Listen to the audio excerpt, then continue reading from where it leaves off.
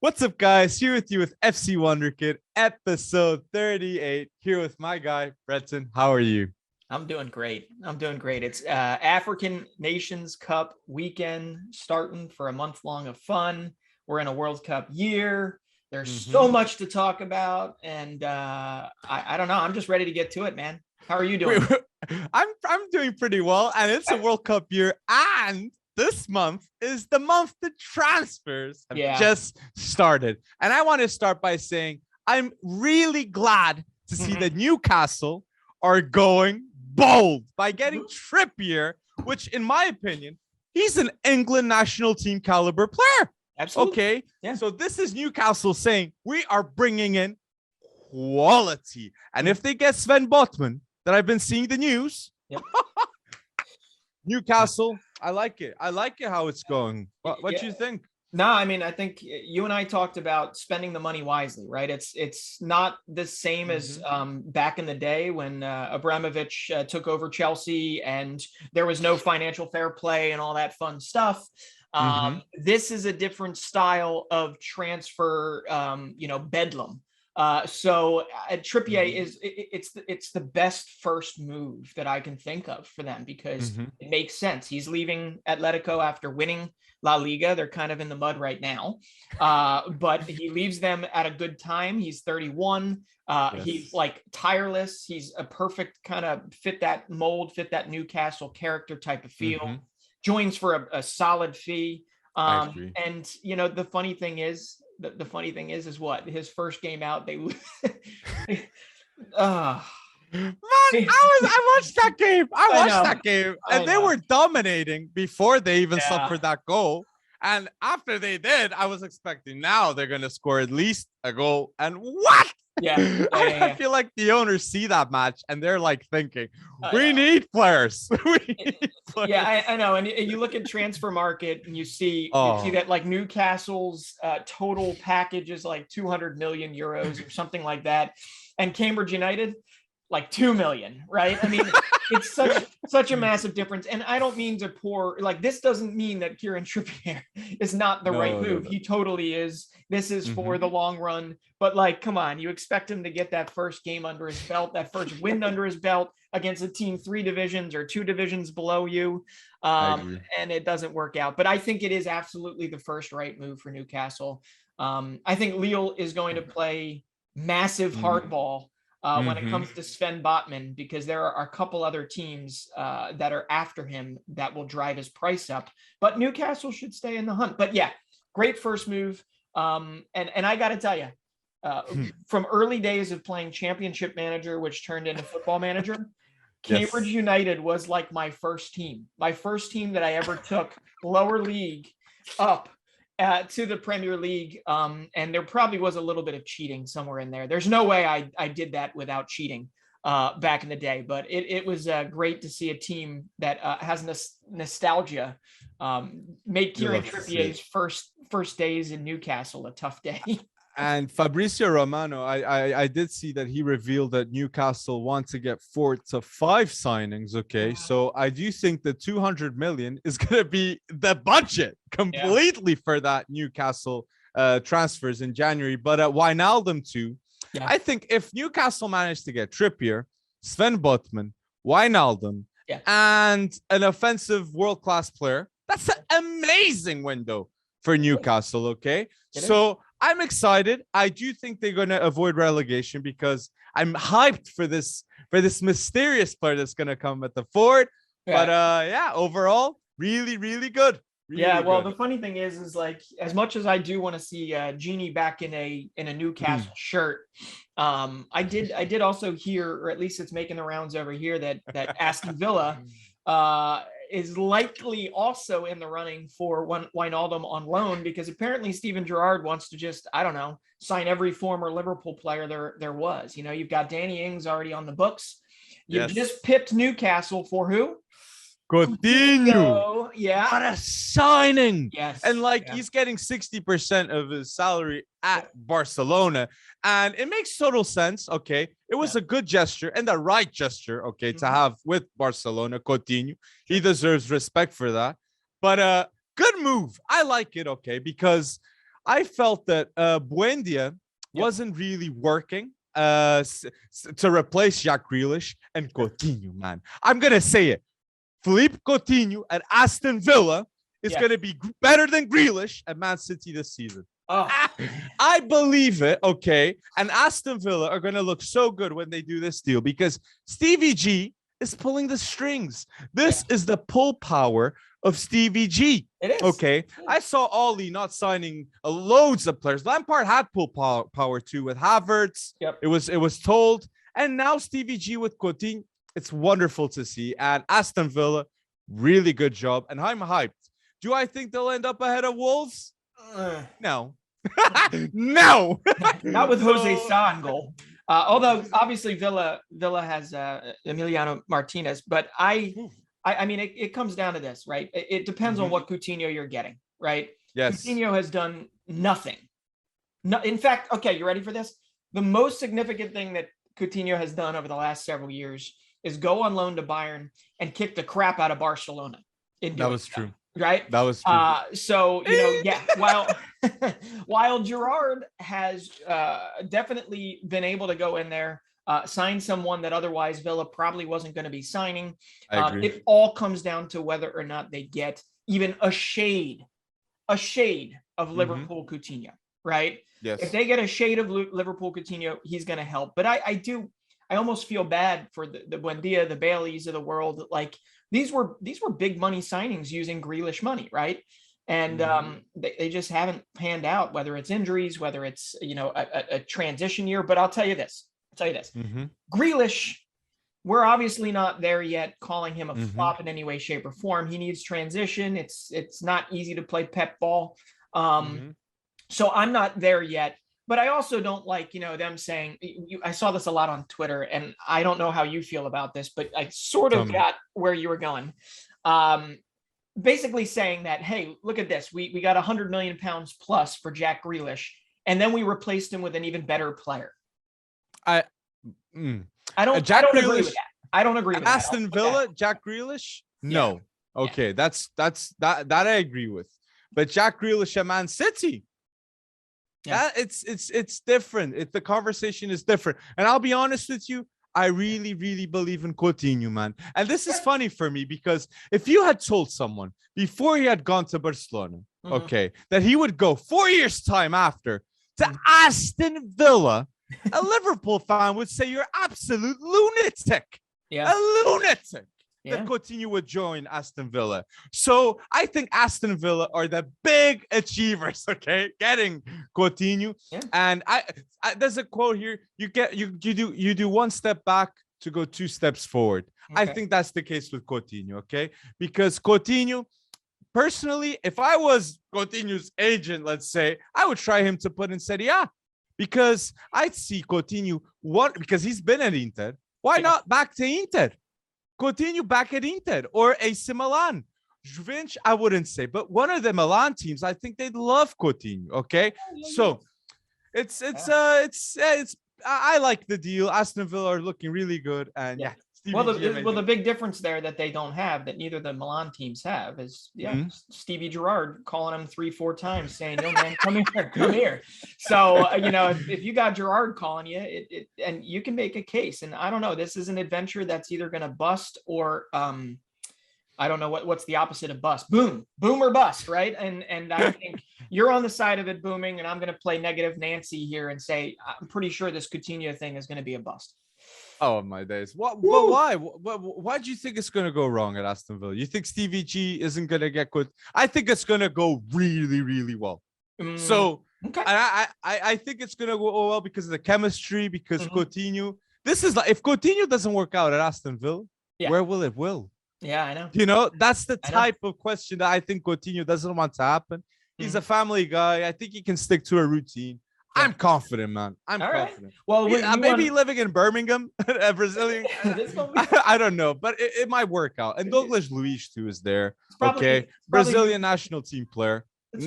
So Douglas Luiz is gonna help Coutinho. But I like it. I like it. All right. Well, we want our our listeners to tell us, what do you think? Is this going to be is Coutinho to Villa going to be a boom or a bust? Tell us what you think in the comments. But okay, so we're talking boom and bust. And when I think of opposites, I have to think about what's happening at Man United now, because I see two leaders with two opposite opinions, honestly. Right. Because Ronaldo comes to Man United, and everybody knew I was mentioning him as one of the leaders. Sure. And the second man, for me, he ain't a leader, but I gotta say he's the leader because he's the captain, and it's Harry Maguire, okay?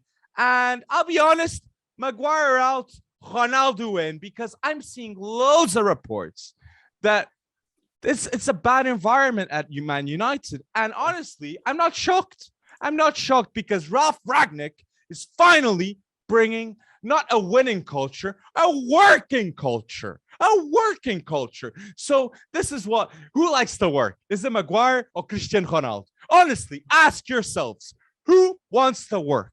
Yeah, I'm gonna push back on this because I think we're price tag aside for Harry Maguire. I think you're discounting. I think you're discounting what Harry Maguire has done over the years to put himself in a better place and the leadership positions he took at a place like this. Right, Ollie. You're looking at my badge. You're looking at what I'm wearing right now. Whole city. I mean, Harry Maguire has done a lot, and I think English fans would push back on him not taking a leadership position with England. He's not. Is he the best, most expensive defender in the world? No, he's not. He's absolutely not. But I do believe Maguire will be there. This is going to be completely counter to you. I believe Maguire is going to be there longer than Ronaldo is going to be there. Well, I think Ronaldo's going to stay at Man United 2 seasons. That is possible. But I'm going to counter your argument, and I'm going to say for sure Maguire is not going to be a Man United legend. Okay? For sure, with this kind of attitude, if you're the captain of a team sinking, which gets Varane, Sancho and Ronaldo, and you're seventh, or they're seventh, right? That is shambolic. Yeah. Shambolic. And for me, I think that's enough to say, I see Maguire going. I see, like, Phil Jones, I like him. I feel sorry for Phil Jones because he is a good person, a good man, and he represents the club extremely well, even giving guidance to the youth. And he's a player that, for me, is overhated. And Maguire, for me, is the one that should get it. Because he's the player with the achievements, the player with the expectations. And it's important to say, too, Maguire England ain't the same to United Maguire. I got to say it. It's two different people. Different people. Well, there's definitely a difference there. I do feel, you bring up a good Phil Jones. Poor guy's been dragged through the mud for the last 2 years. Some of it rightfully so, but man, he spent his winters in Siberia for the last 2 years, and to see how emotional he got with them clapping him off the field, that made me emotional because it was really, really cool to see a guy like that. And I don't know. Did he deserve 2 years like in the mud like this? I don't know. But yes, when it comes down to Maguire, when it comes down to Ronaldo, if you actually boil it down, I think both of them want the same thing. I really do. I think they both they might say it differently, and there might be a little bit of a culture clash here with this. But Maguire just wants people to buckle. He knows that there are unhappy people at the club. Rangnick's actually said it as well. He might even be one of them. I don't know. But when it comes down to it, it's all about turning this ship around for United. You ain't winning the league this year, so now it's all about getting those European spots and doing as well as you can in Europe. So if him and Ronaldo can come to an understanding, I don't think either of them have to exit anytime soon. But there's no doubt that Deadwood needs to leave United, and I don't want to call it new wood. That sounds weird. New blood needs to come in. That's for sure. Exactly. And this too is something that the Man United locker room should know. And I this is what needs to happen for Man United to really succeed. And it's no player is bigger than the manager. Okay. That's why I really dislike Harry Maguire, because I honestly think he has the attitude that he thinks he's ahead of Ralf Rangnick in this case. Okay. It's a tingling feeling. And Ronaldo has worked with, look at the managers that Ronaldo has worked with: Zidane's, with Ancelotti's, with Sir Alex Ferguson. Okay. Sure. Who has Maguire worked with? Ollie, this is So I think the winning stamp, it ain't it. Oh, Okay, it ain't it. Maguire worked pretty well with Ranieri. I mean, it did happen to win a Premier League against all odds. They did happen to win a Premier League. So you're making me a Harry Maguire stan right now. Oh my days! Because this for me is another thing. Varane too. I think Varane would be better even with Bailey. If Bailey is without injuries, Bailey would be.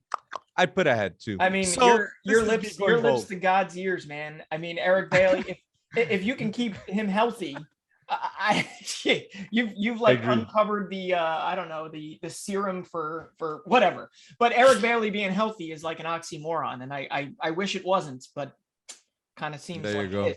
But anyway, if we're talking about 7th place teams, I got to bring this up to you. AS Roma, okay. Mm-hmm. Their transfer policy. I'm not exactly sure what the hell's going on here. This has nothing to do or nothing against Ainsley Maitland-Niles. It's nothing to do with transfer targets like Sergio Oliveira. But what is the ambition here at Roma? What's happening? Why is Jose Mourinho the first ones he's looking at when they very clearly need improvements all across the board, right? What is in Mourinho's head? Okay, they're 7th place. They're 16 points off of Milan. They just got spanked by AC Milan. Okay, I think they lost again. They've lost like 2 out of their last 3. Okay, it's not that bad, but it's pretty bad. They're in the Conference League, right? They're not in the Europa. Conference League, yeah. They might win it. What is Giroud? Yeah, they might. That might be like their only salvation this year. But like, what is going on there, and why does it feel like Mourinho's ambition is flagging? Am I wrong in saying that? At the start, like I feel like Mourinho is gonna have another year at Roma, and thank God he is. Okay, because I think a lot of things with Roma is just he needs to put his pillars. Okay, he did lack a huge striker, and Tammy Abraham. He was hot at the start, and then he kind of stalled, So I think he needs to just affinar, like sharpen up all the tools on the team, because Roma hasn't been really well organized team in my opinion in general. And getting Maitland-Niles, okay, I see that you're not a big fan of that move, but I am, because I think Maitland-Niles, since the problem he had with his mom, with Arsenal, that financial problems, he didn't feel like the club was helping him, all that chit chat. Since then, Maitland-Niles, Maitland-Niles at Roma, if we get Maitland-Niles with confidence, he might be going to the national team maybe. Okay, this is how good I really think at left back is a possibility, surely. So I like it. He's young. It can happen. And he's next to Tammy Abraham. It can work out. But Sergio Oliveira.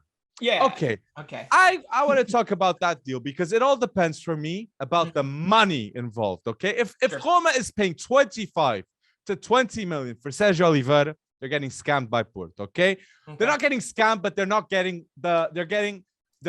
what the money's worth, in my opinion. If they manage to get 10 to 15 million price range, that ain't bad for him. Sergio Oliveira is a very good role player, but come on, he isn't a player to win the Serie A that I think is where you want to go. Yes. Where you want to get to. He ain't like Tonali at AC Milan, but Sergio Oliveira is the type of player that is an excellent role player and that can stay at Roma for 5 years. Sergio Oliveira was crucial for Porto to beat Juventus in the Champions League with Sergio Conceição.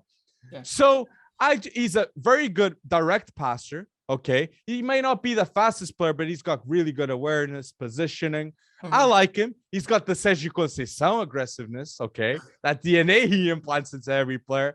And for all those reasons, I think he's a good player for Serie A.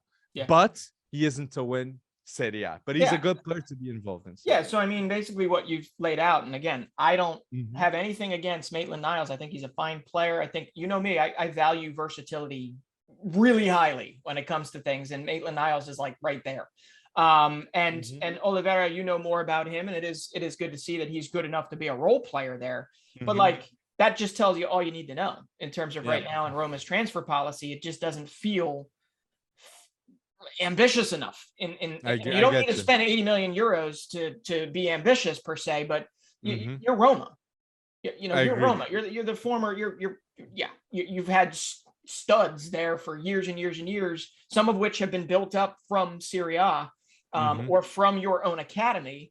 And now we're bringing in English transplants and some Portuguese players. And it is funny to me. I mean, just to throw aside how quickly Rui Patricio was replaced at Wolves, right, with a better Portuguese goalkeeper. It seems. Yeah, I agree. No, I agree. No, in the Premier League, José is being much better. But let's see in the national team. I like that talk. Yeah. So I wanted to speaking about Porto, Sergio Oliveira. I have to talk about Luis Diaz fast. Okay, do it, because amazing comeback yesterday against Estoril, which Luis Diaz went bold for sure. But I think that match was Luis Diaz saying to the world, "I'm gonna leave this January." I was talking to my girlfriend watching the match, and I was saying to myself, "No, it's happening now. Now Luis Diaz is for sure gonna leave Porto." Okay, and I see the chit chat of Liverpool getting him with Sadio Mane and Salah going to the African Nations Cup. Yep. If they get Luis Diaz, amazing deal by Klopp. Yeah. He works out so well. Okay. And he will be bought for 60, 70 million. People will be saying he's more than 100 afterwards. Okay. That's how good I really think he'll look with Klopp. So it's a very, very nice deal. If it happens. So. Yeah. And I don't know. I mean, it just feels like something that would be tough to get done in January, but you never know. Van Dijk. But that's true. They pay. Liverpool pay. If Liverpool pay to fix and win a title. If they think they can manage to win the title by getting that signing, Liverpool pulls the trigger. Yeah, I think they will. Well, I think they will. You don't think Luis Diaz and Porto getting 3 points of room at the top of Liga B win will keep Diaz in the seat? No. I think. Oh, sorry. No, the pool of the Premier League, I'm sure, or even Serie A, if somebody else comes in, would definitely have Luis Diaz moving on. But it is interesting to see that Porto and Sporting were moving in lockstep right at the top of the league. And that Sporting, I don't know, I like this Lincoln kid from Santa Clara. I know he's not really a wonder kid. He's like 22, 23, but I do remember his name being thrown about back when he was in Brazil. And that was kind of a shocking loss. What happened, man? Ruben Amorim, he wasn't in the sidelines. No, he wasn't in the sidelines. And he did suffer this. He wasn't in the sidelines. I did not know that. Wow. And but it was a tough loss for sure. It was a tough loss, and the league is open, and then we have Porto. We'll get in more in the Wonderkid news, but Porto doing what they did, that was fantastic. But going on to the news, I have to mention what happened yesterday too in the Real Madrid game, because you're a big Benzema fan, and I gotta say, Benzema is the 4th player in history of Real Madrid to score 300 goals. We have Ronaldo, Raul, Di Stefan, and now Benzema. What a legend, Galactico. Yeah, what a Galactico. Yeah, what legendary company for sure. And now 301. He even got 2 in that match. So, he said 300. I'm done with you. 301. And we also have to throw something else out there. I mean, the hold up play and everything that he probably isn't given enough credit for. I mean, he also has registered 152 assists over that time period. You know, like he's pretty damn well-rounded when it comes to things. And you know, the fact that he was able to shift from playing maybe more of a supporting role when Ronaldo was there to being the head of the show, one, and two, also a big focal point and a big reason why Vinicius is doing what he's doing. Benzema really is. I mean, he's got to be in talk for best player in form in the world right now. He does. No doubt. Got to be in that talk. We got to also remember he's got 4 Champions League titles over that time period, 3 La Liga titles, 2 Copa del Reys. You know, he wasn't that good against Valencia. If you watch that game at all, he really wasn't that good. And yet he still had 2 goals I and an agree. assist, you know? It's Yeah. like, Watching the game, like Vinicius Jr. touched the ball, like something was gonna happen. But I did watch another game too that was Granada Barcelona, which disappointing at the end for Barcelona fans suffering that goal. Yeah. But I gotta mention Dani Alves becoming the oldest player to play in La Liga, and what an assist he had, okay, in that match. And I love to see it because we're gonna have Dani Alves has finally been registered, and Ferran Torres will be registered now. So Barcelona, things are starting to come, okay, Breton? Things are starting to come, but trust the process. Trust the process with Matteo Alemany and Laporta. Yeah. Man, these two, they can make it happen. I gotta trust it. Well, it is funny to me that once again Laporta's mouth gets him into, you know, hot water by saying like, we're gonna be the boldest, we're gonna do this, we're gonna do that, and then it's like, oh wait, we can't even register Ferran Torres on time. It's like, you'll see. You know, and I get it, but duh, like we all knew that there had to be exits before there were entries, right here. And you're telling me like Coutinho, which hadn't even gotten over the deal yet, right? It hadn't even been done yet. And he's all talking about how they're going to, you know, resurrect themselves and whatever. So yeah, I'm going to play a little more realist on this side of things. I think it's going to be more of like a 2, 3, 4 year project. But hey, I'm here. I'm here to eat that whatever mud, but it's grass. how immediate it's being. Like it's Ferran. He ain't even registered, and they already signed him. It's like they are getting the problem fixed and then fixing the other problem. I think Barcelona is thinking that way. They're like, okay, let us know how we can get immediate success winning titles. This is what Laporta must be thinking. I want to win titles right now. What do I need for it to happen? He's gonna get it. Yeah, I mean, but the other thing you have to throw out there with Barcelona is at some point as the year progresses, okay, you still got Europa League, you've still got obviously La Liga, Copa del Rey. You gotta, like, these young kids will start to falter some as we saw when Pedri's energy levels were getting pretty damn low last year, right? So you know, these kids, you're gonna be running them all into the ground. And the only reason they even tied Granada was because Luke de Jong, you know, almost scored a worldie and actually, you know, did put one in the back of the net. So I'm with you. I'm excited for the project and all, but I just, Laporta needs to shut up. And they just need to get to doing whatever financial mechanisms need to be put in place to make sure that this, you know, crazy spending period doesn't come back, and that this club gets back to being Meshkeon. What is it? Meshkeon Club? And Meshkeon Club. Sorry, my Catalan is effing terrible. I apologize. Do you know why I'm so hyped too, and why I do think the success of Barcelona is going to be more immediate than if it wasn't? I just gotta say, I think the fact that they have so many Spanish players. Okay, it's a big reason for why I think they're going to have a big success. They have Fati now, they have Gavi, Pedri, and even getting the Frankfurt Wonderkid, Fabio Blanco. Okay, that maybe in 2-3 years time we're saying, how did they get him? How did they get him?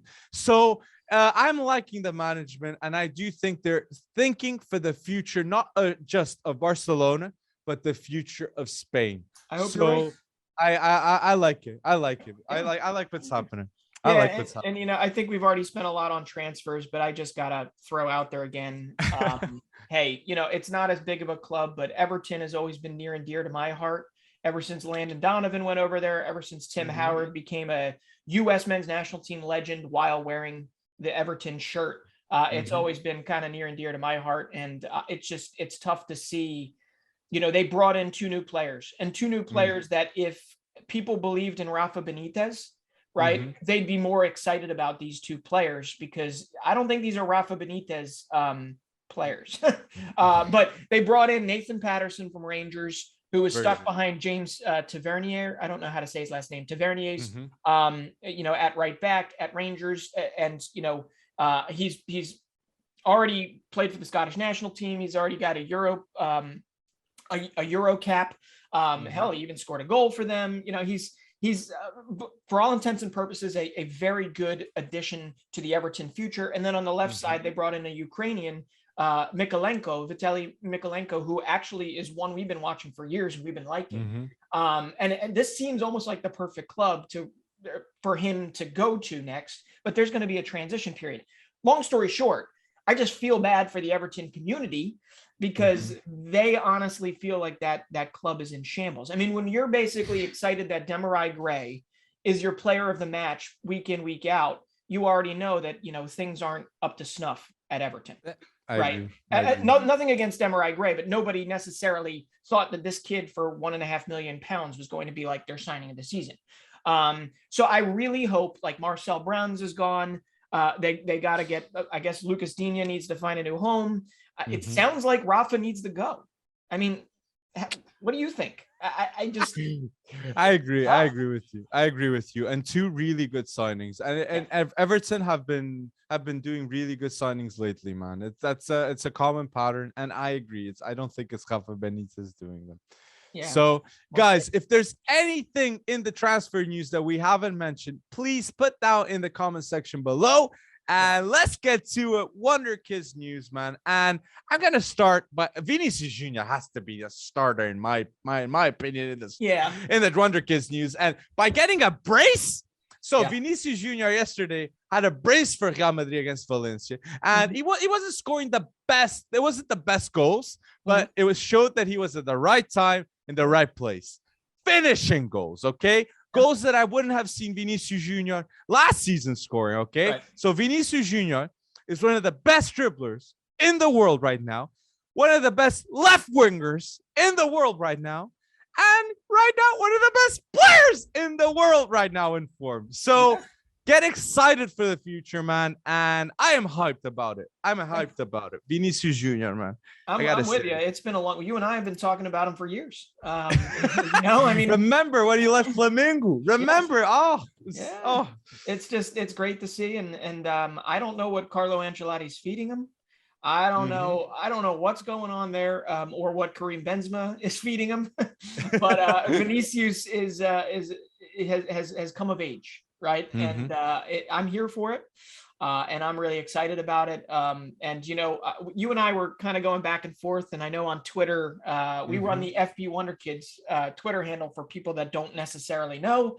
But we posted something that the CIES, the Centre International Études du Sport, that's my French. It's their football observatory, looks at estimated transfer values. And, their top 10. Number one is Vinicius at 166 million euros. And he added, the 2 more goals. I think he's up to 14 total goals this year, 9 assists. He's doing it on the assist end too. But so is he number 3 right now, Vinicius? Do you put Haaland, Mbappe, Vinicius, or Mbappe, Haaland, Vinicius? Well, when it comes down to this particular, are you talking about like just ranking them? Yeah. I mean, I don't know. I'd be full. In form. I mean, you do have to think about this. How much is Vinicius that's hard to say. Wow, that's a mouthful. How much is his rise attributed to him having a Benzema and obviously the world-class midfield that's aging, but like obviously still world-class between Kroos and Modric? How much is that there versus like if I'm going to take somebody off the board day one, it's still Mbappe or Haaland. Right. Yes. Because they're just they even without a world-class setup behind them, I am very confident that they will change a game. Right. I don't know if I mean, Vinicius is rapidly rising there. But I don't know if I have the same feeling that he would do that. Tell me if I'm wrong. What do you think? This season, I do think that, Britain, because I do think Ancelotti, I don't know how he managed to do it, but mentality-wise, I think Vinicius Jr. is leveled to a lot of world-class players right now. Sure. And I think Vinicius knows for himself that Mbappe is going to go to Real. So it was more of a now or never type beat. And 21 years old, it's now or never. And inspired Rodrigo Goes. So I love to see it. And yeah, I think now it's time. It's time. And another player that I want to talk, like just like Vinicius, he's finally gotten the consistency now. It's Rafael Leao. Okay. And Rafael Leao at AC Milan The player, I think Ibrahimovic is doing a wonderful job guiding Rafael Leao. You can clearly see he's having an impact with this kid. And Rafael Leao, on last Thursday, 1 goal, 1 assist. Today, 2 assists in 62 minutes. Okay? He's looking different. Okay? The runs of Rafael Leao are looking lethal. The finishing is finally going in. And I'm hyped about it. And Rafael Leao, for sure, needs to go to the national team in March. We need you, Rafael Leao. Butter. That has to happen. It has to come. He doesn't have a goal for Portugal yet, right? No, but he will. Oh, but I sure. And we're playing against the Azzurri. Bring Rafael Leao, pa. Bring Rafael Leao. I mean, his a testament to bringing Rafael Leao to that final, that potential playoff final between Italy and Portugal. All you needed to see was that run that he made and the power, the pace that he exhibited against Roma midweek when that last goal. Did you see the pass of Ibra? Oh, I mean, but you're absolutely right with the consistency on Leao, right? We've liked him for years, and it was tough. Like, he was in Liga. He was trying to find his footing. Okay, but he's got a goal and 3 assists. You already said this in his last 3 Serie A matches. He's got 5 goals, 4 assists this year. So, in the league, so pretty even. But more importantly, when he actually, has a goal involvement in a game, they have not dropped a point. The Rossoneri have not dropped a point, which means that they've got 9 wins, 0 losses, and 0 draws every time Leao gets on the score sheet. I mean, that's exactly it. That's exactly why he's got. This is why, and I was gonna lead up to this. AC Milan has to extend the contract of Theo Hernandez, Benacer, and Rafael Leao. Okay, if they get these 3 players locked up and not have a Gini Donnarumma situation like they did in the past, AC Milan is back. Okay, with Tonali there, I'm finally feeling the vibes at AC Milan coming. And Rafael Leao, if you lock him up, okay, you can get more than 100 million in the future if it works out. Okay. Well, Theo versus Venezia. I mean, it was funny to see today. Venezia, literally, their Twitter account was like, "Well, we'd be in this game if it wasn't for Theo Hernandez. We'd be in this game." I mean, he's just been phenomenal, and has consistently been phenomenal for them. And hey, you got to think now is the right time to lock these guys up because they're in a Serie A race for the Scudetto, and they're looking pretty damn good at actually getting it done. But hey, I don't, we got to jump back over to League One for a second. Okay. Because another player that has kind of taken the League One, right? Taken it by the scruff of the neck and made it what he wants it to be. I think this guy, just like Rafael Leao, deserves a showcasing moment versus whether it's Turkey versus Italy in the Euro playoffs for Portugal. Amine Gouiri, I'm going to say it right now. Amine Gouiri, 21 years old, playing at Nice, former Lyon product, deserves a call up to Les Bleus. Okay, he continues now. Okay, and I get it. Oh my God, I get it. He's versatile. Okay, he can do a whole lot of things. But just watching him today against Brest, okay, they were a man down from 20 minutes onwards, thanks to Morgan Schneiderlin. That's a blast from the Everton past, Morgan Schneiderlin. Okay, but thanks to him getting a red card 20 minutes in, they were a man down, and Gouiri, scored a goal, had an assist. They end up winning 3-0. Okay, he had 16 goals, 8 assists last season in League One. And he's already up to like 9 goals, 5 assists this year. So 25 goals, 13 assists in a season and a half. And you're telling me he can't even get like a pity call up to Les Bleus? I get it. There is a lot of depth there. But there are, whether it's Nations League games, whatever you need to do, get Gouiri in there, because guess who else will get him if not? Algeria.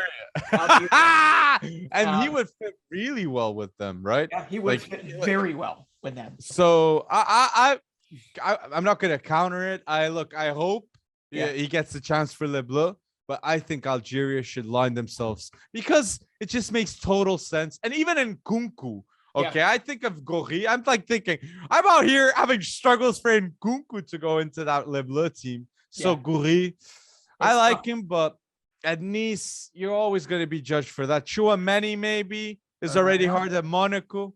Like, but I like the take though. Gouiri deserves the mention, and he should be going to a top team. Sure.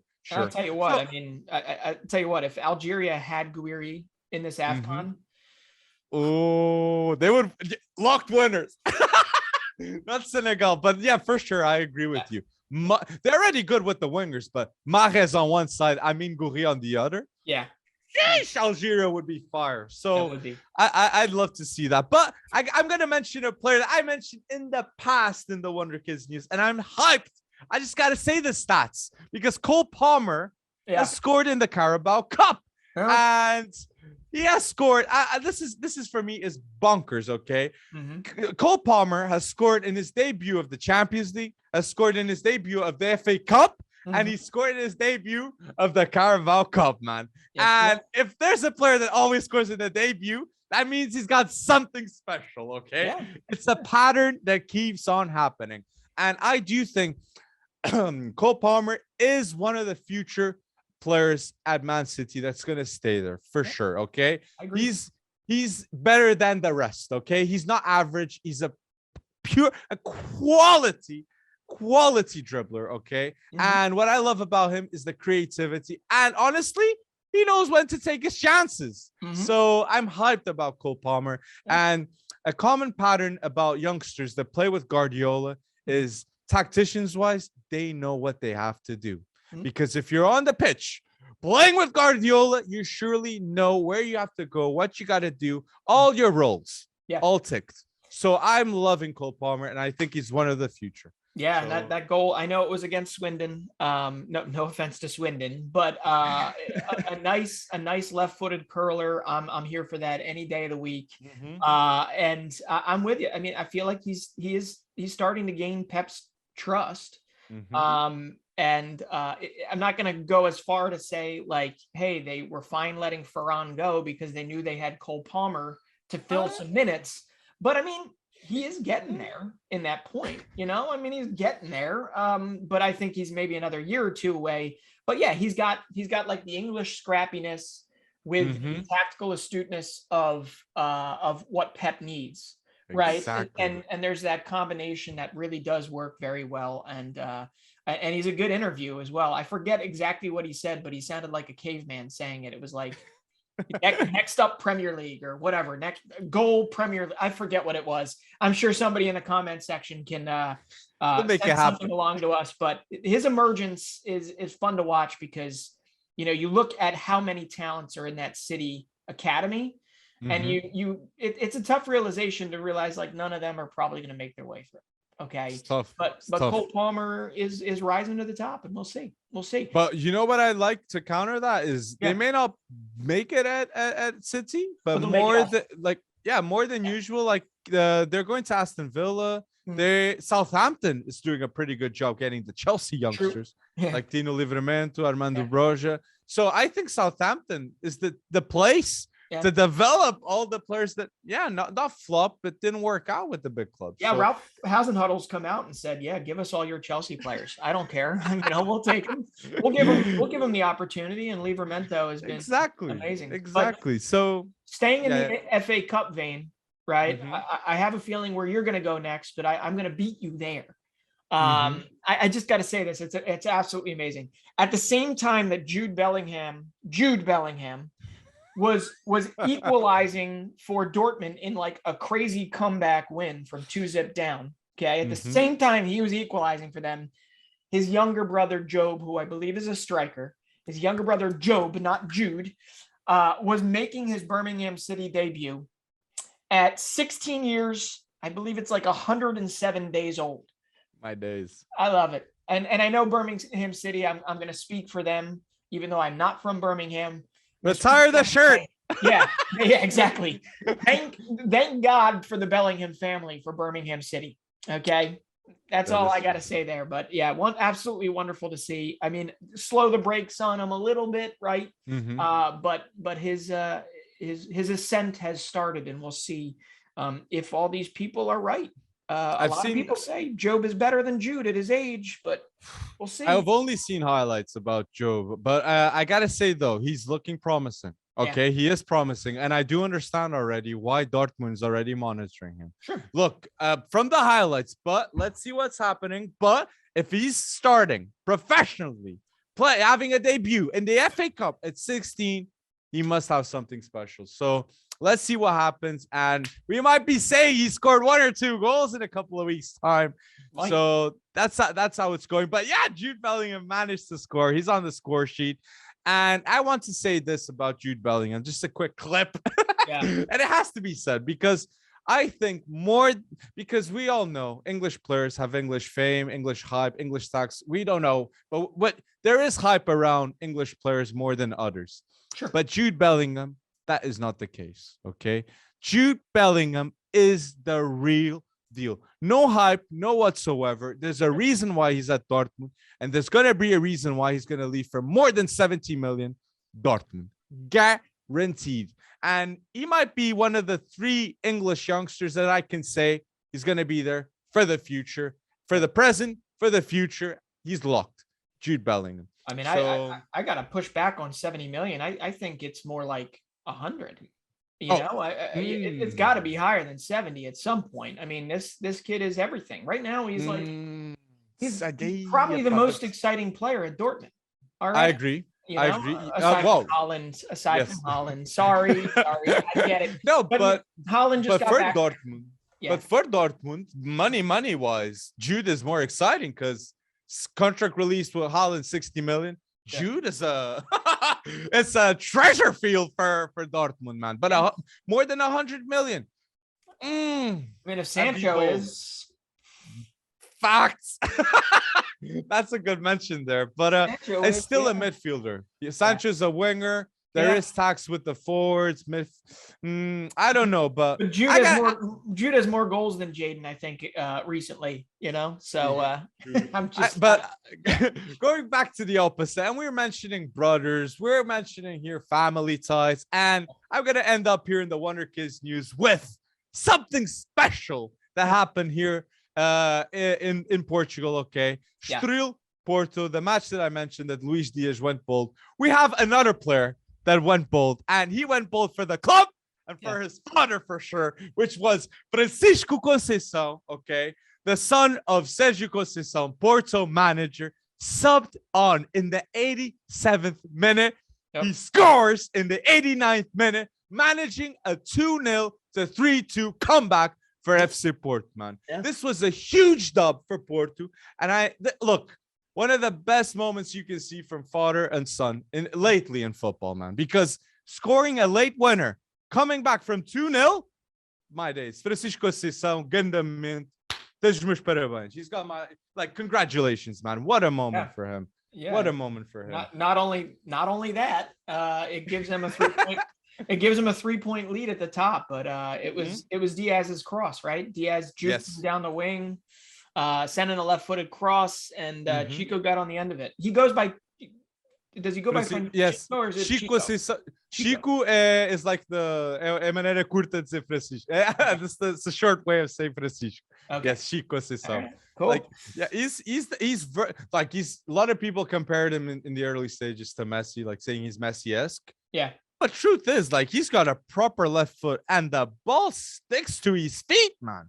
Yeah. So. If he manages to get big body, if he stronger, because he's a bit thin, you can see. But if he gets physically a bit better, he's a proper baller. Yeah, he's pretty pint-sized. He's pretty diminutive. So, but it can work out. I think it's one to watch, guys, for sure. He's not one of the best at Olival. Okay, Fabio Vieira, Vitinha. Then I put Chico. Okay, that's I just wanted to put that on. All right, well, and also who's the other kid? I like João Mario. João Mario, yes. Adapted from winger to fullback now, right back. Very good player. I like him too. Well, if you're gonna end Wonderkids in the news on a Portuguese note, I'll end mine on a American note. Okay. I gotta just bring this kid up. Okay, James Sands, built from the same cloth, New York City FC cloth as Gio Reyna as Joe Scally, who's now at Borussia Mönchengladbach. James Sands finally gets his move, and I gotta give like a shout out to NYCFC, because they basically told him when they signed him to a new contract, they basically told him that we will not stand in your way to move abroad, because MLS is, as we've talked about, embracing that selling culture until we get enough eyes on the game here to bring a lot of money in. We need to sell our players and expand outward. Anyway, James Sands just won New York City FC's first title. Okay. And on top of that, he then lands a transfer. It's an 18-month loan deal with an option to buy to join Glasgow Rangers. Okay. And that's, I can't think of a better first step for him. But he improbably, with Miles Robinson, won the Gold Cup with like our B group, won the Gold Cup against a almost full strength Mexican national team.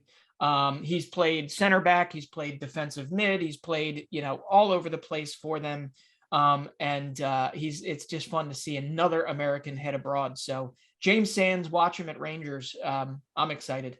It's not quite the same as watching, Chico embrace his dad after scoring an 89th minute goal, but James Sands is going to do very, very well in Scotland. I'm very positive in that. He will, guys. So if there's any news we missed out, guys, put down below in the comment section below. Okay, Wonderkid's news. And we're going to lead up now into a topic in which we can talk about these Wonderkids, and it's the breakout stars. Okay, put down below, who do you think, before we mention our breakout stars, okay?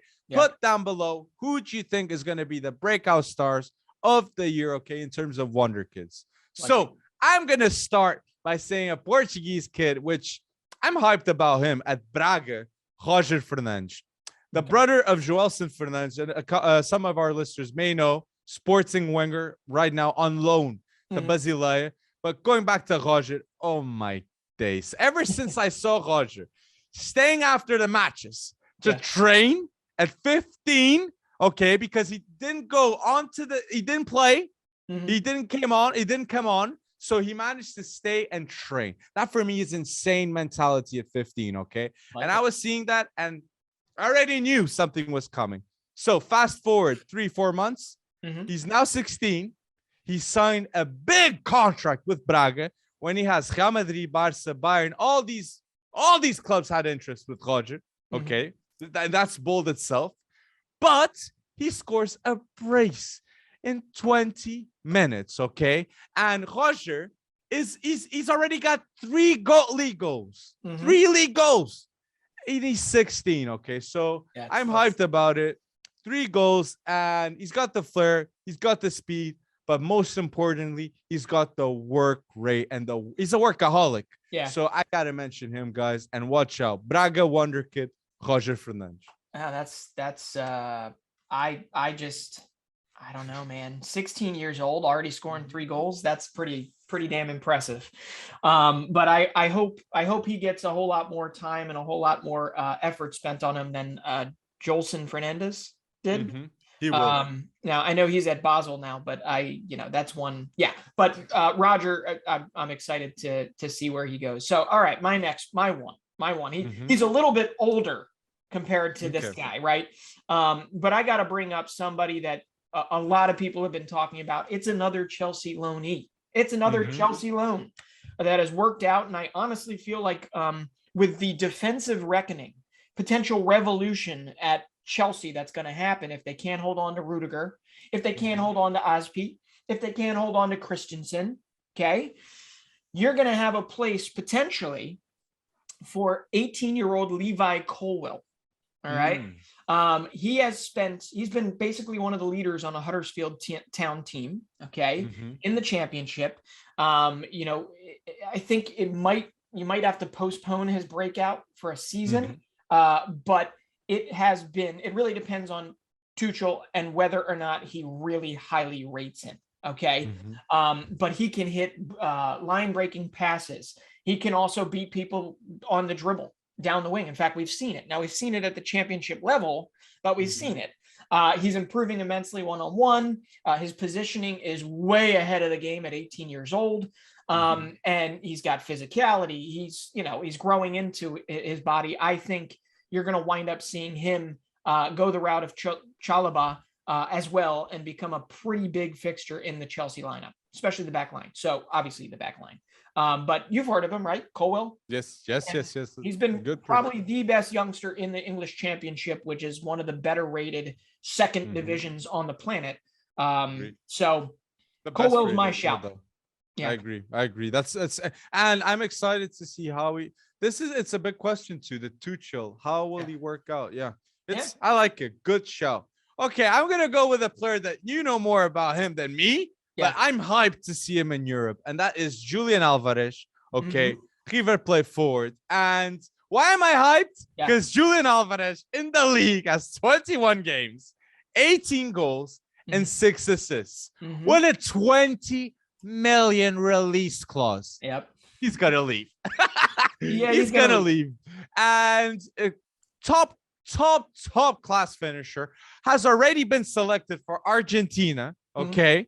I gotta say he's a breakout star because he's gonna leave this January. Okay. And my 2 mentions, perfect mentions for him to go. I think Porto would be ideal for Julian Alvarez. And the second mention is Inter. I think Inter, ever since Lukaku gone, why not fancy? Well, okay, Dzeku's there, Lautaro, but having a Julian Alvarez coming off the bench, with Zeku and with Lautaro, that'd be pretty nice, right? So I think Julian Alvarez is gonna break out next season this season in Europe. And guys, really, watch out. He's already got his signature celebration. He's known as El Araña. Excuse my Spanish. El Araña. That's Tom Holland likes him though. So Tom Holland does. I like the shot of him going to Porto. I really do think that's probably the best next step for him, or a league like in Portugal.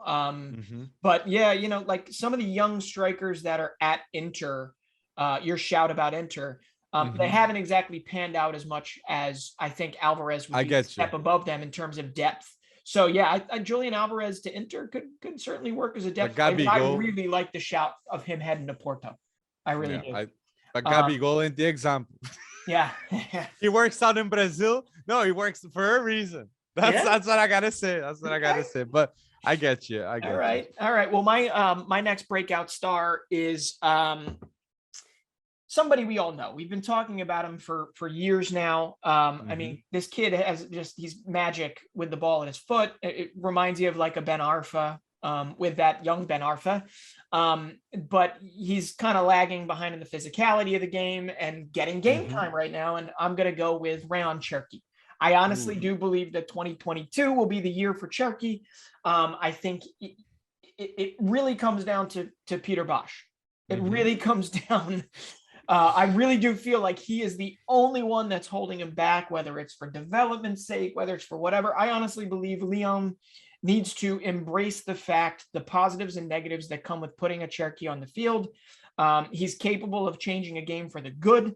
And if you can build enough defensive stability around him, he's not going to be a net negative at any point.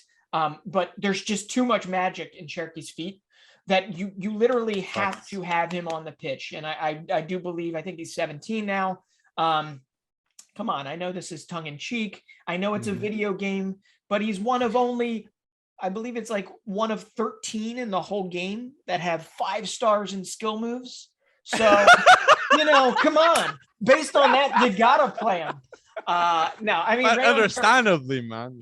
He's a playmaker, dude, and he can get it done. And I really do hope that he gets his chance to shine, like for good and for bad, because he needs to learn from his mistakes and he needs to be given a place to do it.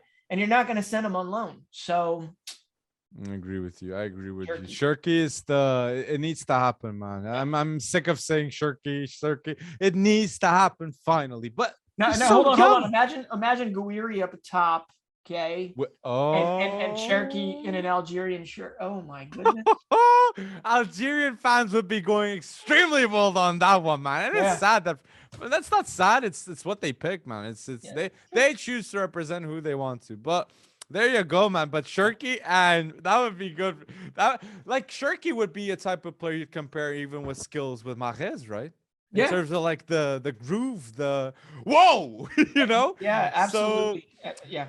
I'm gonna say here my last breakout star, and if Red Bull Salzburg are signing up a player and a striker, and they signed him up for 4 million, you know where I'm leading up, and it's the Wonderkid, the Yeah. future of Croatia, Roko Simic. Yeah.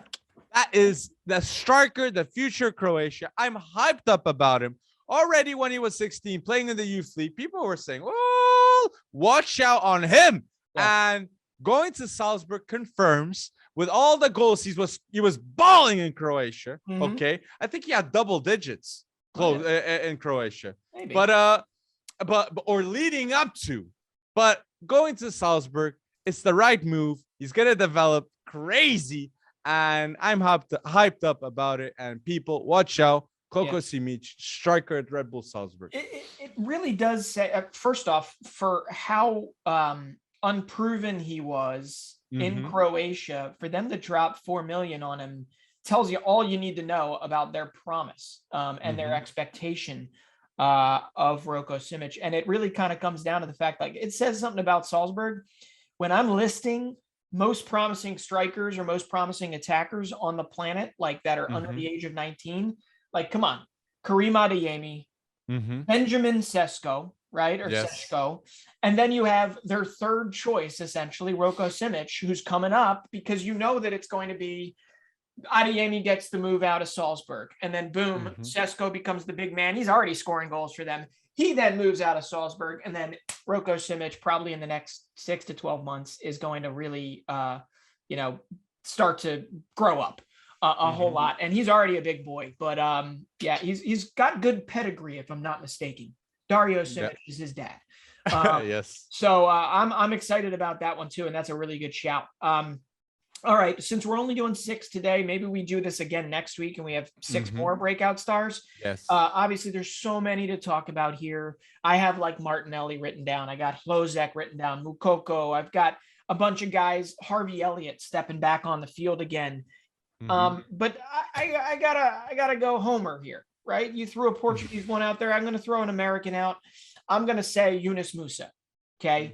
Came from the Arsenal Academy, went over to Valencia before it was, fashionable to do so, right? And come on, like he started yesterday against Real Madrid. He can play in the midfield. He can play all over. He can play at the wing, play all over the place. He's still so young. But what I love about it, and I've had the privilege to see him play and pick the United States to play for. When he can command a midfield, he really can, and he's still 19 years old, if that. He might even be 18 still, but he's getting game time for Valencia. And if he doesn't, he's going to land alone somewhere and play really well there. But I honestly believe that once we qualify, I'm going to say it with authority here because maybe it will come to fruition. Once we qualify for the 2022 World Cup, Yunus Musah and Weston McKennie are going to be 2 massively breaking out stars of World Cup 2022 for the U.S. men's national team. But he just glides. When you see him with the ball, he glides. He can turn a man with just a feint. I just love it. I love watching him. It's fun. Oh, the glide. I like when you say the glide, I'm like, I love it. I love listening to that. And honestly, I'm surprised that US talents, we're saying this about it. And it's the testament of the good job that you guys are doing. And yeah, I love it. And you're right about the breakout stars. We will mention more, guys. Okay. This is only a starter. And put down in the comment section below. If we mentioned a player you like, say yes. And put down in the comment section below who you like. And yeah, guys, just put who we haven't mentioned. So last topic, you guys love this, and it's the quick fires, okay? And I got a couple of questions I gotta do to my man Breton. And you mind if I start? Yeah, I'm prepping for, I don't know. Okay, yep, go. Let's do it. Here we go. So my first question is: you're rebuilding from start. Who'd you got? Pulisic or Jonathan David? Oh my gosh. Oh, no, this is easy. I'm going to pull my versatility play.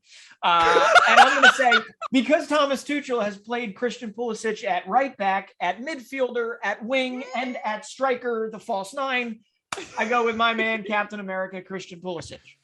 Okay. But it's a question, right? It is a question. Have it. Jonathan David is in ridiculous form. I don't know. He's really pulled together for Lille. I'm excited to see what his next move is. I'm excited for Canada in the future.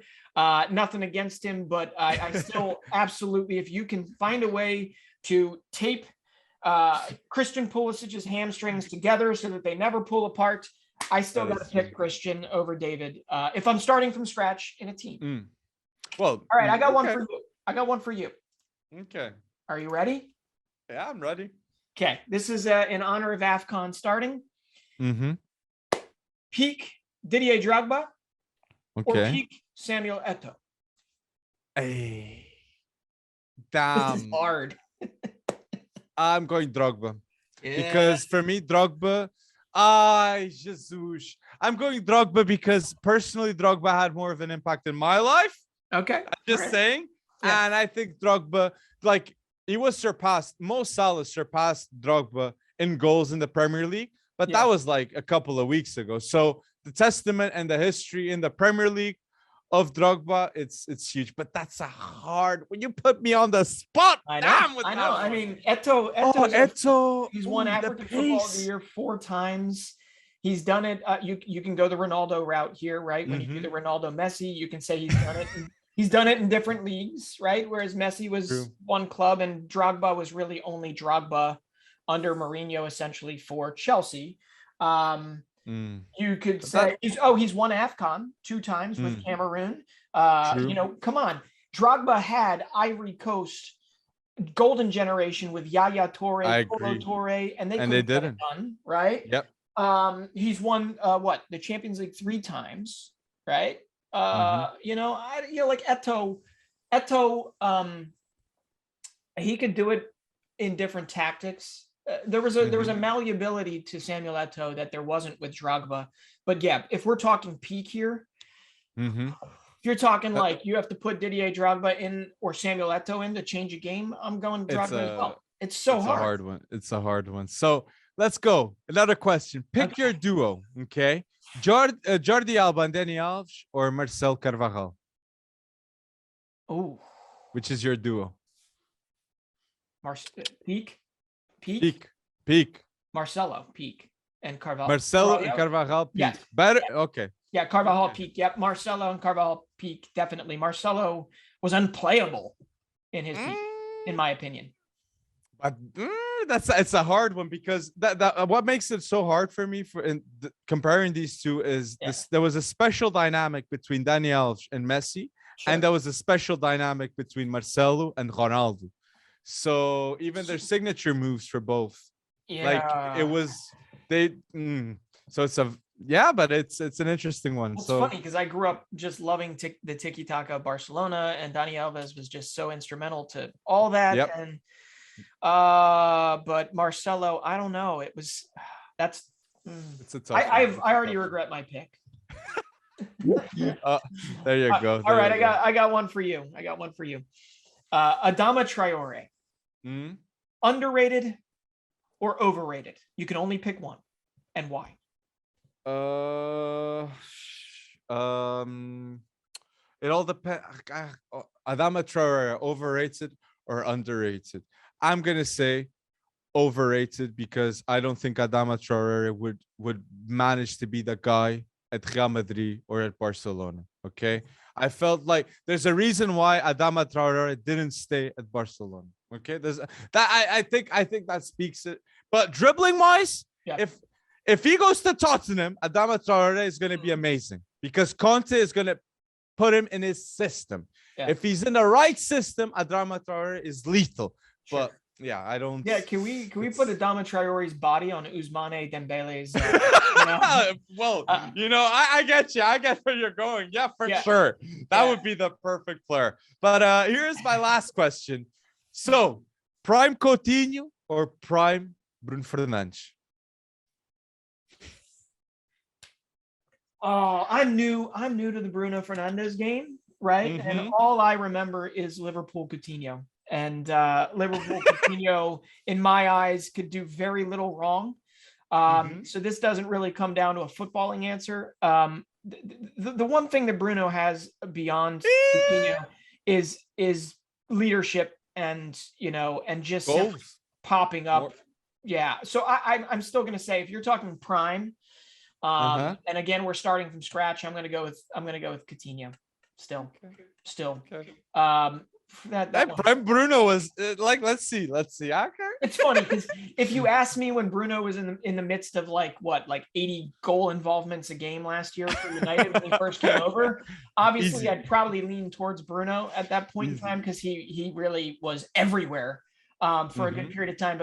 But I it's so far away, so far removed Mhm. from Coutinho in a Liverpool shirt, and I still remember being like, whoa, I agree. that Coutinho for me has to, but Bruno did do the improbable with Sporting, so or not the Uh-huh. improbable, but he was so instrumental. Anyway, I'm going to go with Coutinho. I'm sticking there, and I'm going to stop waffling, which I'm really good at.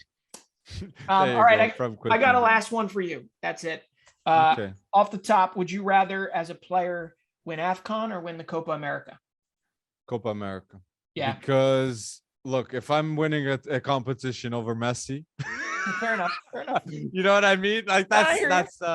that's so yeah, I'm picking over Brazil too. Like that nation is Jesus. Yeah. So yeah, I go Copa America. I go Okay. Copa All America. right. So Yeah. No.